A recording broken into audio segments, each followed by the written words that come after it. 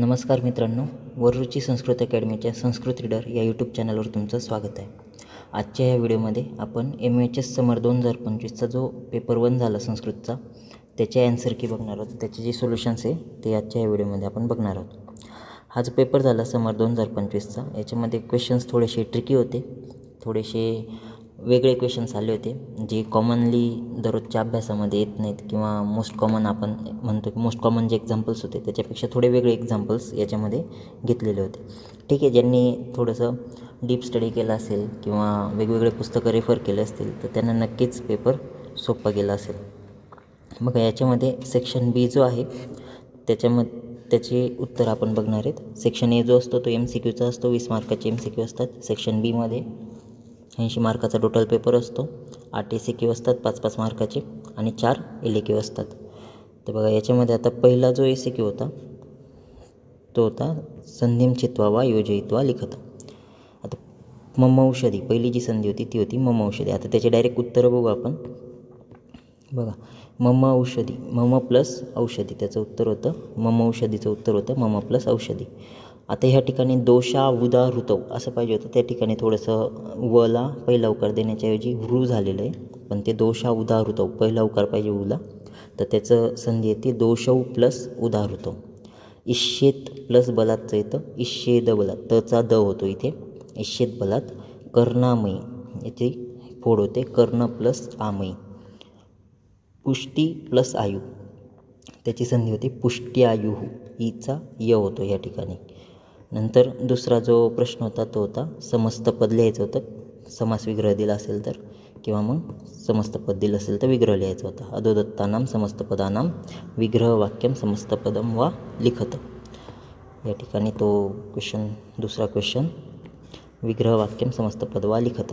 आता बघा त्याचं उत्तरं काय काय होते तर या ठिकाणी दिनचर्या, दिनचर्याचा समास येतो दिनस्य चर्या. हिताहारः तर याचं हितः आहारः असा समास विग्रह होतो. कासहा, कासहाचा समास विग्रह होतो कासम हरती इति. नंतर गुरोहो समीपम हे उदाहरण होतं. गुरोहो समीपम विग्रह दिला होता, त्याचं समस्त पद लिहायचं होतं, ते होतं उपगुरुम. अबाधयन, अबाधयनचं विग्रह होतो न बाधयन. त्याच्यानंतर त्या ठिकाणी तिसरा जो क्वेश्चन होता त्याच्यामध्ये अव्यय दिलेले होते आणि ते अव्यय योग्य त्या ठिकाणी वापरायचे होते, गाळलेल्या जागी अव्यय भरायचे होते. तर हे सगळे अव्यय त्या ठिकाणी दिले होते एव अपि तू इति आणि च. आता त्याचे डायरेक्ट उत्तरं बघा. ते व्यापिनो अपि हृन्नाभ्यो अधो मध्य ऊर्ध्व संशया. तर त्या ठिकाणी अपि हे अव्यय पहिल्यामध्ये येईल. दुसऱ्यामध्ये धारयेतू सदा वेगान हितैषी प्रत्यचयचं तू हे अव्यय येणार. सत्वम रजस्तमैती इति हे अव्यय तिसऱ्यामध्ये येणार. मनसासिव त्रयोगुणः. तर चय एव चयत दोषम कुपितम त्वक विरोधयन. तर त्या ठिकाणी एव हे जे अव्यय ते त्या ठिकाणी येणार चौथ्यामध्ये. आणि पाचवा जे प्रश्न होता त्याच्यामध्ये पानीयम प्राणिनाम प्राणा विश्वमेव च तन्मयम. तर च हे अव्यय त्या ठिकाणी येणार पाचव्या जे वाक्य होतं त्याच्यात. नंतर जो चौथा ACQ होता डी, त्याच्यामध्ये शब्दरूपं लिहायचे होते. आता ह्या ठिकाणी जे शब्दरूपं आले होते ना ते थोडेसे 1-2 शब्दरूपं वेगळे होते. जसं संप्राप्ती हे शब्दरूप त्यांनी नवीन घेतलेलं होतं, किंवा मग गवा हे जे शब्दरूप आहे ओकारांत शब्द आहे, मोस्ट कॉमनली सोडून देतात ओकारांत शब्द असल्यामुळे कोणी करत नाही, पण त्या ठिकाणी शब्दरूप आलं ओकारांत शब्दाचं. तर जवळपास सगळेच शब्दरूपं हे वाचलेले असले पाहिजेत जेणेकरून उत्तरं लिहायला सोपं होईल. तर गवा, गवाचं शब्दरूप काय येणार गो ओकारांत पुल्लिंग शब्द. आता हे मोस्ट कॉमनली आपण चूक काय करतो की गो ही गाई असेल गाय असेल म्हणून स्त्रीलिंग धरतो, पण त्या ठिकाणी गो हे पुल्लिंग शब्द आहे, स्त्रीलिंग नाही आहे. तर गो ओकारांत पुल्लिंग शब्द तृतीया एकवचन गवा. रोगिणी, रोगिणी हा शब्दरूप होतं, तर त्याचं पूर्ण रूप येणार विस्तृत रूप रोगिन नकारांत पुल्लिंग शब्द चतुर्थी एकवचन. नंतर मधुनाम, मधुनामचं शब्दरूप येणार मधु उकारांत नपुंसकलिंग शब्द षष्ठी बहुवचन. तर मह्यम, मह्यमचं शब्दरूप येणार अस्मत् सर्वनामे, अस्मत् सर्वनामचं चतुर्थी एकवचन आहे. उत्तम पुरुषी सर्वनामे अस्मत् त्याचं चतुर्थी एकवचन. नंतर पाचवं होतं संप्राप्ती. आता हे जे होतं हे जवळपास संप्राप्ती हा शब्द रोगनिदानमध्ये येतो, पण त्यांनी त्या ठिकाणी घेतलं. आता संप्राप्ती जो शब्द आहे तो इकारांत स्त्रीलिंगी आहे, पण तो पण दीर्घ इकारांत स्त्रीलिंगी. आता नदी ह्रस्वईकारांत स्त्रीलिंगी संप्राप्ती हा ह्रस्वईकारांत स्त्रीलिंगी, नदी जर का घेतला तर तो दीर्घ इकारांत आहे. दोन्ही दीर्घ आणि ह्रस्व इकारांतचं द्वितीय बहुवचन असंच येतं संप्राप्ती. पण ह्या ठिकाणी ज्यांना प्राप्ती हा शब्द माहिती असेल त्याच्यावरून त्या ठिकाणी सम प्लस प्राप्ती असा शब्द तयार झालेला आहे, म्हणून तो शब्द हा ह्रस्व इकारांत येणार स्त्रीलिंगी. मतीप्रमाणे शब्द चालतो. संप्राप्ती इकारांत स्त्रीलिंगी शब्द द्वितीय बहुवचन होतं त्याचं. नंतर 5वा जो एसिक्यू होता त्याच्यामध्ये उपसर्ग होते. जे पण आता याचं ह्या ठिकाणी मी फक्त वाक्य लिहिलेले आहेत. तुमचे जे पण उपसर्गानुसार वाक्य लिहिले असतील ते तुमचे बरोबर असतील. तर नीरचं वाक्य अध्यापक विद्यालयात निर्गच्छति. प्रतिसाठी वाक्य घेतलं आहे महिला देवालयम प्रतिगच्छति. अधिसाठी शिष्य तृणम अधिशयते. अनुसाठी वाक्य पुत्र पितरम अनुकरोति. त्याच्यानंतर 5वं जे उपसर्ग होता दुससाठी वाक्य वापरलं दुर्जन दुस्साहसम करोति.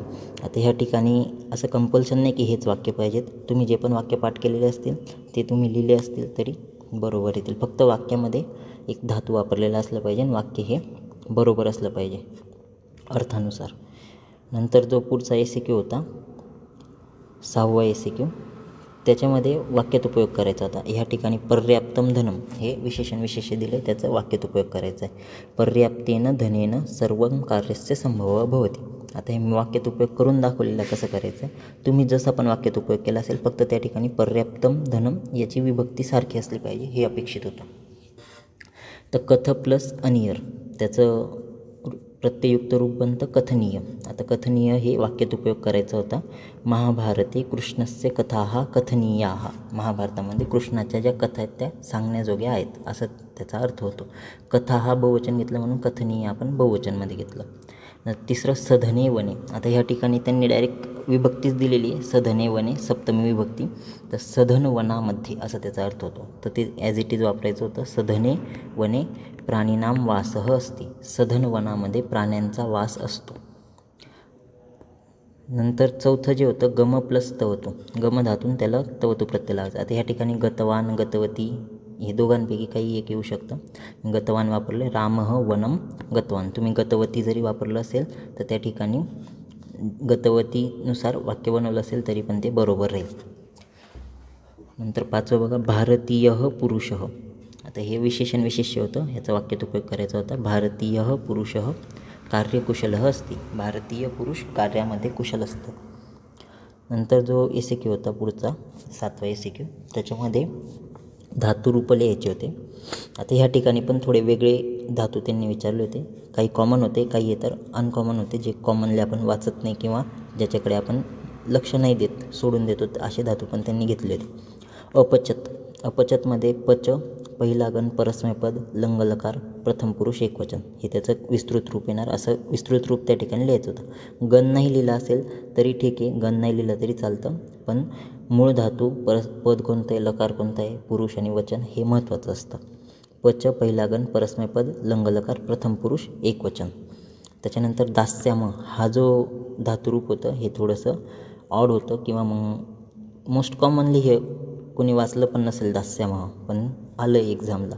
तर त्याचा मूळ जो धातू आहे दो हा मूळ धातू आहे त्याचा. चौथा गण परस्मैपद लूट लकार उत्तम पुरुष बहुवचन. आता दोचा अर्थ होतो टू कट म्हणजे कापणे किंवा मग मूव बनाना म्हणजे वेडेवाकडे तोंड करणे असा त्याचा अर्थ होतो दोचा. एकतर कापणे हा अर्थ होतो किंवा वेडेवाकडे तोंड करणे. दास्यामह हे लूट लकाराचं होतं.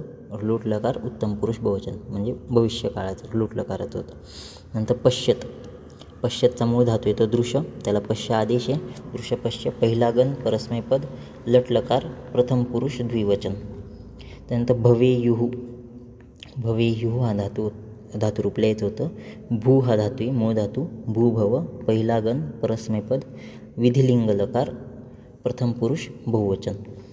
त्याच्यानंतर मंत्रयतेचं रूप लिहायचं होतं. मंत्र 10वा गण मंत्र धातू आहे.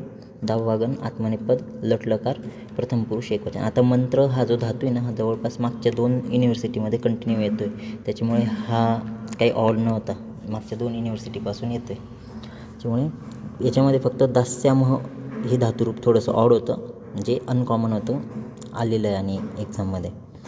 नंतर जो शेवटचा ECQ होता 8वा ECQ. त्याच्यामध्ये कारक लिहायचं होतं, वाक्य दिलेले होते आणि त्याच्यामध्ये अंडरलाईन केलेले शब्द होते. तर ते वाक्य बघा काय काय होते. बघा या ठिकाणी हे वाक्य दिलेले आहेत. अजीर्णे भेषजम वारी जीर्णे वारी बलप्रदम. अजीर्णेला अंडरलाईन केलेलं आहे. शीतेने युक्ता स्निग्धाध्य कुर्वते श्लेष्मनश्चयम. शीतेनला अंडरलाईन केलेलं आहे. भोजनांतीचे किं पेयम जयंत कस्य वैसुतम. आता कस्यला अंडरलाईन केलं आहे, पण कस्य हे षष्टी त्याच्यामुळे त्याचं कारक नसतं म्हणून हा कट होऊन जाईल. भोजनांतीचे किं पेयम, भोजनांती हे त्या ठिकाणी लिहायचं आहे. नंतर त्वया त्वया पुत्रोयम नकुलात रक्षणीय. त्वया हे कारक वेगळं आहे थोडंसं. त्वया कुणीही बघेल तृतीय आहे तर त्याच्यावरून करणकारक लिहिणार, पण करणकारक नाही येते, कर्ताकारक आहे. नंतर समीकरोती विषमान, ह्या विषनाम नाही ते विषमान आहे. शमनम तच्च सप्तदा. समीकरोती विषमान द्वितीय आहे ती. आता याच्यामध्ये फक्त हे जे चौथं होतं ना त्याच्यामध्ये मोस्ट कॉमन चुका झाल्या असतील, कारण की कुणी त्वया तृतीय बघून करणकारक लिहिलं असेल.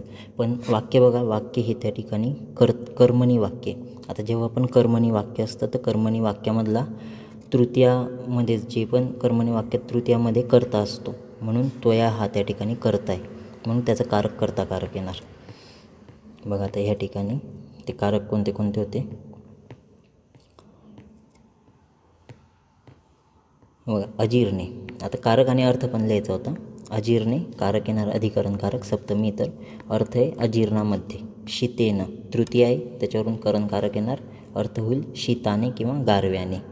नंतर भोजनांते, भोजनांते सप्तमी अधिकरणकारक येणार, भोजनाच्या शेवटी हा त्याचा अर्थ येणार. आता त्वया जे होतं त्वयाचं कारक हे कर्ताकारक का आलं, कारण की त्वया तृतीय विभक्तीमध्ये आहे, पण वाक्य जे आहे ते कर्मणी वाक्य आणि कर्मणी वाक्यातला तृतीय विभक्तीमध्ये कर्ता असतो, त्याच्यामुळे त्याचं कारक हे कर्ताकारक येणार, अर्थ होणार तुझ्याकडून.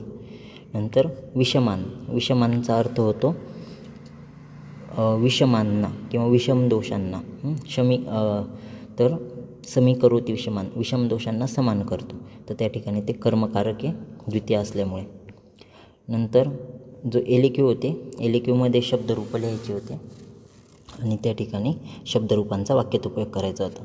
तर पितृऋकारांत पुल्लिंगी शब्दाचं तृतीय एकवचनचं रूप लिहायचं होतं, ते येणार पित्रा. तर वाक्य येणार पित्रासह पुत्र उद्यानम गतवान. आता तुम्ही वाक्य जसं पण बनवलं असेल पण त्याच्यामध्ये पित्रा आलं पाहिजे. पित्रा ही तृतीय घेतली, सहमुळे तृतीय विभक्तीचं त्या ठिकाणी उपपद विभक्तीचा वापर करून वाक्य बनवलं आहे. पित्रासह पुत्र उद्यानम गतवान. नंतर तत्सर्वनामचं पुल्लिंगी षष्टी बहुवचनचं रूप घ्यायचं होतं, ते तर तेषाम. वाक्य तेषाम एकः बालकः कुशल अस्ति, त्यांच्यापैकी एक बालक कुशल आहे. नंतर धेनूचं पंचमी एकवचनचं रूप घ्यायचं होतं, 2 रूपं बनतात, धेन्वाहा किंवा धेनोह, दोघांपैकी कोणतेही एक लिहिलं असेल तरी बरोबर आहे. वाक्य कसं येणार धेनोह अथवा धेन्वाहा अथवा धेनोह ऋते यज्ञकार्यम न भवति, गायीशिवाय यज्ञकार्य होत नाही. नंतर शब्दरूप लिहायचे होते, त्या ठिकाणी किम सर्वनामचं शब्दरूप होतं नपुसकलिंगी एकवचनचं, तर ते येतं किम. किम सर्वनामचं नपुसकलिंगी एकवचनी किमच येतं. आता हे जे वाक्य हे ज्यांनी बघितलं असेल, वरती एक श्लोक होता भोजनांतीचे किम पेयम जयंत कस्य वैसुतम, त्याच्यामध्ये किम आलेलं होतं. ज्यांनी लिहिलं असेल त्यांनी व्यवस्थित ऑब्झर्व करून लिहिलं असेल तर ठीक आहे, त्याच्यामध्येच वाक्य दिलेलं होतं किमचं, भोजनांतीचे किम पेयम.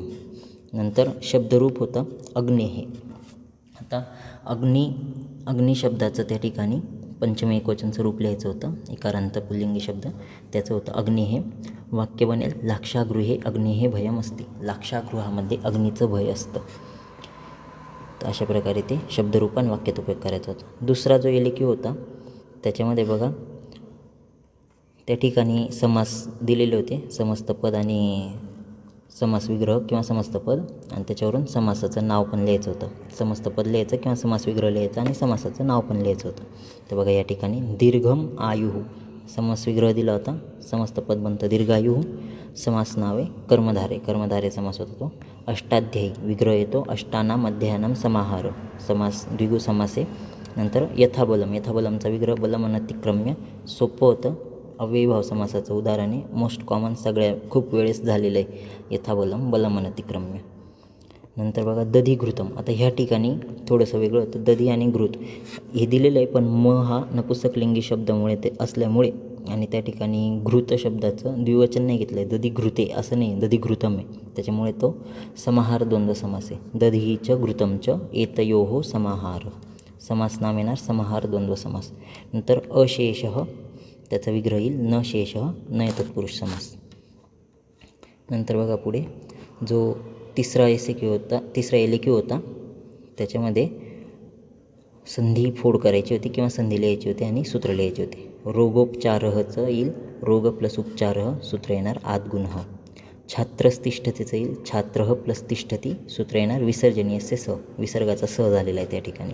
नंतर तत् प्लस यथा त्याचं येईल तचा द होणार तद्यथा, सूत्र येणार जलाम जशवंती जशत्व संधीनुसार, तचा द होणार. नंतर बघा छात्रावागतो, छात्रौ प्लस आगतो, तर ती अयादी संधी एचो यवा यावह हे सूत्र त्या ठिकाणी येणार. नंतर बघा प्रति प्लस उपकार, प्रति प्लस उपकार प्रत्युपकार, यनसंधी त्या ठिकाणी झालेली ईचा य झालेला आहे, सूत्र येणार इको यनची. त्याच्यानंतर जो शेवटचा एलिक्यू होता त्याच्यामध्ये प्रत्यय लिहायचे होते. ईश प्लस शत्रू ईशन, भू प्लस तव्यत भवितव्य, आ प्लस दा प्लस लेप आदाय, कृ प्लस नूल कारक, दृश्य प्लस तीनचं येणार दृष्टी. त्याच्यानंतर जे शेवटचा एलिक्यूमधला सब क्वेश्चन होता त्या ठिकाणी प्रयोगम विपरिणाम आहेत, प्रयोग बदलायचे होते, वाच्य प्रयोग होतं कपिही फलम खादती, तर ह्या ठिकाणी होणार कपिना फलम खाद्यते. अर्थकेन श्लोकाः श्राव्यन्ते, त्याचं येणार अर्थकः श्लोकान् शृणोति. छात्राः पाठं पठन्ति, त्या ठिकाणी येणार छात्रैः पाठः पठ्यते. आता पाठं पठन्ति छात्राः बहुवचन होतं म्हणून पठन्ति बहुवचन आलं, पण छात्रैः या ठिकाणी जे आहे छात्रैः पाठः पठ्यते, पाठमुळे त्या ठिकाणी पठ्यते हे एकवचनमध्ये घेतलं. बालकेन कथाः पठ्यन्ते, तर ह्या ठिकाणी कथाः बहुवचने. नंतर बालकः कथाः पठ्यति, तर ह्या ठिकाणी बालकः एकवचने म्हणून पठती पण एकवचन घेतलं. कथावरती बहुवचन होतं म्हणून पठ्यन्तेमध्ये बहुवचन आलं होतं. नंतर भगिनी वैद्यं भवति, त्याचं येणार भगिन्या वैद्यः भूयते. तर असा टोटल हा कंप्लीट पेपर होता. पेपर थोडासा ट्रिकी होता, काही क्वेश्चन नक्कीच ट्रिकी होते, पण काही सोपेसुद्धा होते. त्याच्यामध्ये खूप सारे क्वेश्चन्स हे सोपे होते, म्हणून असं नाही म्हणू शकत की पूर्णपणे पेपर सगळाच कठीण होता. काही क्वेश्चन्स नक्कीच त्या ठिकाणी ट्रिकी होते आणि नवीन होते, जे आजपर्यंत कोणत्याच युनिव्हर्सिटीमध्ये आलेले नाही. असे पण क्वेश्चन जसं याच्यामध्ये दास्यामह हे घेतलेले, हे कोणत्याच युनिव्हर्सिटीमध्ये नाही आलेले, तर दास्यामह त्या ठिकाणी नवीन होतं. नंतर मंत्र येते जवळपास 2-3 वेळा येऊन गेलेले. बाकीचे काही ठिकाणी आणखीन 2-3 ठिकाणी वेगवेगळे संप्राप्ती या ठिकाणी हे ट्रिकी होतं. काहींना इकारांत ऱ्हस्व इकारांत आहे का दीर्घ इकारांत आहे ते कळलं नसेल, काहींनी एकवचन लिहिलं असेल तर ते द्वितीय बहुवचन होतं त्या ठिकाणी. तर थोडे काही शब्द हे नक्कीच त्या ठिकाणी ट्रिकी होते. ठीक आहे, असा हा कंप्लीट पेपर होता. तर वरुची संस्कृत अकॅडमीचं जे यूट्यूब चॅनल आहे त्याला सगळ्यांनी सबस्क्राईब करा. हा व्हिडिओ आवडला असेल तर या व्हिडिओला नक्कीच लाईक करा आणि तुमच्या इतर मित्रांसोबत देखील हे यूट्यूब चॅनल शेअर करा, जेणेकरून त्यांना पण याचा फायदा होत जाईल. वरुची संस्कृत अकॅडमीचे जे रेग्युलर क्लासेस आहे ते पण सुरू आहेत, ते पण तुम्ही जॉईन करू शकतात. या ठिकाणी कॉन्टॅक्ट डिटेल्स दिलेली, त्याच्यावरून तुम्ही संपर्क साधू शकतात क्लासेससाठी.